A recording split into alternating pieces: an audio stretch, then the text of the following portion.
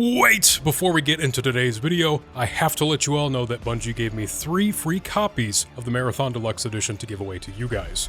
These will include a copy of the game, a Premium Rewards Pass voucher, 200 Silk Rewards Pass tokens, and a ton of runner and weapon cosmetics. Now, if you want to learn more about how you can actually win one of these free copies, please be sure to watch until the end of today's video, where I will explain all of the details. That's all, now back to the lore.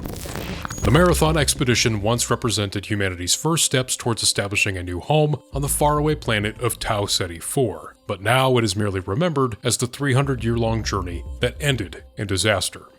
Not all was lost though, as in the ruins of New Cascadia there is a treasure trove of resources, technology, research, and even artifacts all waiting to be rediscovered. And the knowledge of these treasures has also triggered a new gold rush, with a handful of groups scrambling to get there in hopes of finding something of value. And these groups or factions who have journeyed to the planet are CyberAcme, NuCaloric, Traxus, M.I.D.A, Sekiguchi, and Arachne, all of which with the belief that they have every right to conduct salvage operations on the planet. However, they are denied any opportunity to do so by the U.E.S.C, who has made it abundantly clear they're willing to respond with force, which is why these factions have resorted to the use of cybernetic mercenaries known as runners, whom they privately contract to carry out recovery while skirting around the government's laws and regulations. Now, this video is based on the years of established lore and the small sneak peek of each faction's catalog entries that we saw during the server slam. And I'm sure there's going to be plenty more revealed about them soon enough, but until then, let's dive into everything we currently know about Marathon's factions. Being perhaps the most important company present on Tau Ceti, Earth, Mars, and really any human colony, CyberAcme quite literally runs everything in terms of technology. They are the industry leader in operational systems development, data analysis, and cybersecurity, and have the goal of providing seamless integration of their systems across all aspects of modern life. And despite being so integral to everyday operations, not a whole lot is actually known about them. But as stated, their software and systems have powered the majority of Earth and Mars for hundreds of years, and they even provided the primary systems for the U.E.S.C. Marathon and subsequent New Cascadia colony. This makes them eager participants in the rediscovery of everything that was lost on Tau Ceti IV. And while they can't physically deploy their own personnel, they have returned to the planet to provide logistical support and the storage of runners' consciousness, who are then put into MIDA to carry out missions for the other factions. And to help improve their effectiveness, each shell has been equipped with a version of CyberAcme's onboard navigational intelligence, or ONI, to assist in groundside operations and reorientation after being placed into a new shell. And one thing that sets CyberAcme apart from others is that they are less focused on the intrinsic value of the resources or data found on the planet and are more interested in how they can be used to improve their biomata. That's not to say they're not benefiting from runner operations though, as their ONI AIs do act as brokers for the other factions to offer runners contracts, meaning that they very well could be taking out some sort of fee for themselves.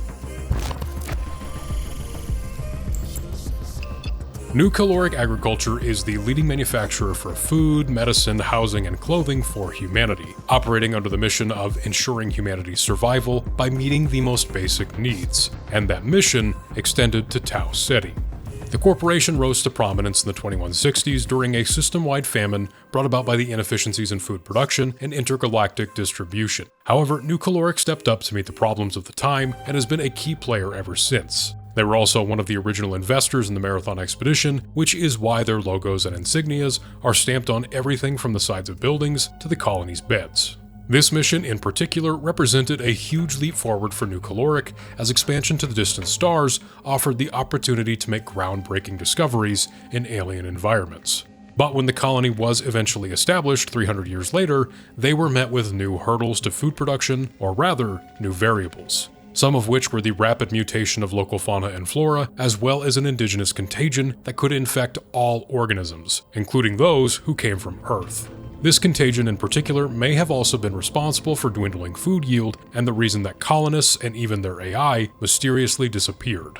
Now, there are many unknowns, especially when it comes to how the colonists may have responded to these environmental pressures. So, to understand the collapse of New Cascadia, NuCaloric has deployed their AI representative Gaius to task runners with geological surveys, sample collection, and the recovery of harvest logs from the colony era.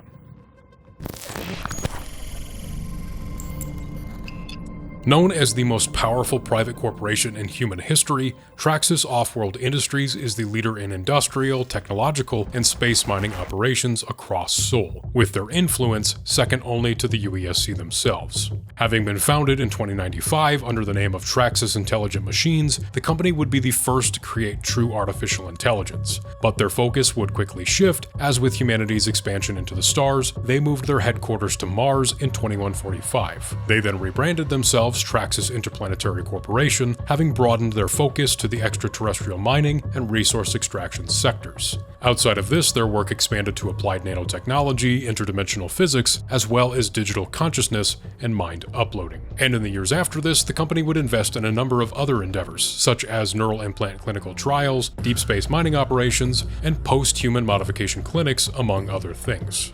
And when the colonies began to struggle due to a lack of resources from the inefficiencies of the UESC's interplanetary support, the company again reshifted focus to the revitalization of Christ solar orbiters in the 2400s. Having rebranded themselves again to Traxus Off-World Industries, they would also go on to be a major investor and developer in the Marathon expedition. And because of these contributions, Traxus has publicly proclaimed that they still hold the rights to the reacquisition of the Marathon's technology and associated developments from the colony, despite the U.E.S.C's opposition. But to skirt the government's laws and restrictions, they have deployed their intelligence Vulcan to discreetly employ runners for salvage operations. There is also a growing suspicion that Traxus is preparing for an all-out war for control due to the presence of their anti-caution paramilitary group in the Tau Ceti system, though when exactly they would strike against the U.E.S.C. is unclear. Having begun as a political party, MIDA is both a revolutionary movement and terrorist organization whose doctrine calls for independence from the U.E.S.C. government and the end to corporate control over Mars's resources. Though on Tau Ceti IV, it would seem that their current goal is simply to make things difficult for every other faction. The group first gained traction during the 2400s amidst the resource shortage brought about by the failure of the Chris, retrofitted asteroids that carried resources from Earth to Mars and whose absence plunged the Martians into further famine and strife. And as the Martian moon Deimos was sold and converted into the U.E.S.C. Marathon, a colonization ship, MIDA was able to garner the favor of many as they argued the government was wasting resources that could instead be used to help Martians now in the present. Tensions would soon come to a head when MIDA activists and a crowd of civilians were killed during a food riot in 2442, sparking the Third Martian War. This would eventually lead to a coup in 2466, where the group would take control of the planet for 3 months, during which MIDA radicals and death squads slaughtered any suspected U.E.S.C. sympathizers. And by the time the U.E.S.C. had officially responded, 10% of the Martian population had been killed. But in time, the planet was recaptured, and MIDA was forced to go underground. But over the years, members of the group had infiltrated the Marathon expedition, smuggling weapons and 10 reanimated cyborgs known as battleroids aboard the ship. And of course, this was in anticipation of a future colony takeover, but following the Four's attack on the Marathon, the loss of all battleroids, and the total collapse of the colony, the group lost any real foothold on the planet and is now reliant on the runners to carry out any sort of major resistance. And to relay their orders, they have deployed Agent Gantry, who enlists runners to destroy property, sabotage U.E.S.C. operations, and sow further chaos. It should also be said that the current MIDA as a whole is made up of a newer, younger generation, and where the older members of the group would have worked with other factions to meet their end goals, these new agents completely oppose anyone other than themselves. Easily the most mysterious group to have set their sights on Tau Ceti IV, the death cult Arachne is a religious group that was heavily influenced by early cryosleep space travel technology and saw a surge of interest during the staffing of the U.E.S.C. Marathon. Their key beliefs include viewing sleep, cryosleep, and death as journeys that will ultimately lead believers and non-believers alike to salvation. And to expedite that journey for others, Arachne devotees dedicate themselves to providing death through various means, referring to the act as the gift of silence. Besides that, their origins, history, and where they get their funding from is unknown at this time. And because all deaths are considered progress towards achieving salvation, they view those who have digitized their consciousnesses, specifically their runners, almost as deities, due of course to the fact that they have transcended the conventional concept of death, yet still exist to carry out further bloodshed. And while on that note, their interest in Tau Ceti IV seems primarily due to the presence of these runners, rather than the actual wealth of resources on the planet. The extent of Arachne's influence within the Sol system is unclear at this time, but when it comes to Tau Ceti, there may be clues to suggest a long-standing presence within New Cascadia's population, being seen through graffiti scattered throughout the colony's ruins and small effigies that seem to resemble Arachne's local representative charter. Now, these could be unrelated and instead represent the alien combatants, the Svit compilers. However, the similarity between the appearances of these two entities is not unimportant and may suggest Charter himself built his visage around the look of the compiler. Speculation aside though, what we know for certain about Arachne is that they seek to identify and recruit the deadliest runners on Tau Ceti IV, testing them with contracts to either survive or seek out and destroy their peers.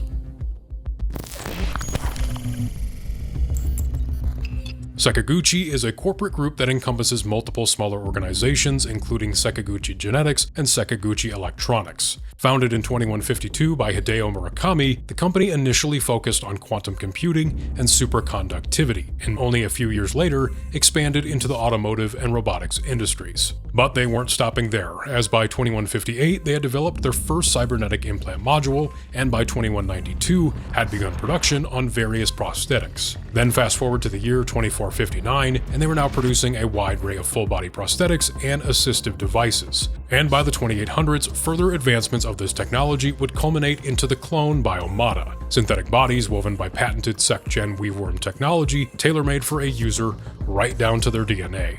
Now, I've covered these before, but these shells allow a person to seamlessly transfer their consciousness into a standardized operative and undertake high-risk missions in otherwise hostile environments. And of course, Sekiguchi is integral to operations on Tau Ceti, having deployed their bioscience AI Nona to provide an ample supply of biomata to the runners. She does also offer a variety of contracts to assist in the company's own interests in the recovery of lost research, technology, and data. Less of a faction and more of an interplanetary governmental body, the UESC, or Unified Earth Space Council, governs all of humanity's space and extraterrestrial colonization efforts. In their own words, they have been the steady hand and cool head required for the peaceful coexistence of human cultures in the Sol system for nearly 800 years. Whether or not that influence has a place on Tau Ceti, though, is heavily contested. Having been formed in the 21st to 22nd century, the UESC's first steps would be to help stabilize resource distribution during the early years of humanity's colonization of the stars. And as previously mentioned, they would be instrumental in ensuring humanity's survival as our species experienced a system-wide famine in the 2160s. Their primary solution was the creation of the CRISP solar orbiters, which did provide some aid, but the inefficiencies and time to produce these craft led to inconsistent deliveries, leading to further turmoil and conflict across human-controlled space. But as the UESC were an extension of the unified Earth government, they were also given the task of maintaining the peace. And alongside those efforts, and after several Martian wars, the UESC would abandon all production of CRIS and would instead become the leading force behind the Marathon expedition. But as we know, that journey ultimately ended in disaster. So to help save face and deter other competing salvaging efforts, they've returned to the planet and have been incredibly aggressive in denying other groups access to New Cascadia, having deployed a wide array of automated security drones and commanding units to patrol key areas. It is also worth mentioning that at some point following the Marathon's departure from the Sol system, Mars was officially granted independence from the UESC, meaning that Tau Ceti IV is now their top and potentially only priority. And with that, we have come to the end of this video, because that's really all we know when it comes to the lore behind these factions, at least at this time. Though I imagine we'll have plenty of new lore and entries available in the catalog soon enough, both after launch and in the not-so-distant future. And outside of all this faction stuff, I just have to let you guys know my favorite piece of lore so far has to be about the drinkable cheeseburger, which I will definitely be covering in an in-depth NuCaloric video if I ever make one. But as always, please be sure to drop a like if you enjoyed the video, and subscribe if you're new and want to see more Marathon content. And as promised, if you're still on the fence about whether or not you'll actually be buying Marathon, do not worry, because thanks to Bungie, I have 3 copies of the game's deluxe edition that I would love to share with you guys. These will include a copy of the game for either PlayStation, Xbox, or PC, that is your choice, and a ton of in-game items that I have listed here on screen. All you have to do to enter this giveaway is go down to the comment section and reply to my pinned comment, letting me know what your favorite faction is and what you think their endgames will be for Tau Ceti IV. And then 2 days after this video's release, I will be putting everyone's name into a randomizer and then pick one person to give a copy of the game to. Again, these are all totally free, and all you have to do is leave me that comment. If you want more information on how this will work and how I'll get them to you, just check the video's description. Now, I'm actually going to let you guys know that this video was supposed to come out during the server slam, but seeing as we got access to the catalog early, I saw that I needed to make some changes, because while some of the factions have a well-documented history, like Traxus or M.I.D.A. for instance, some are brand new additions to the franchise, so I had a lot more speculation and theory in the first draft, but of course, seeing as we got all this concrete lore about each of them, except for Sekiguchi, I thought I'd make sure you guys have the most up-to-date information possible. And like I said, I'm sure there's going to be plenty more lore about each faction released in the not-so-distant future, and I'll be happy to cover that if you guys want. But I've already talked long enough, I'm sure I'm starting to ramble, and I'm sure you guys are eager to get back to your runs. So if we don't bump into each other out on the battlefield, I will see you in the next video.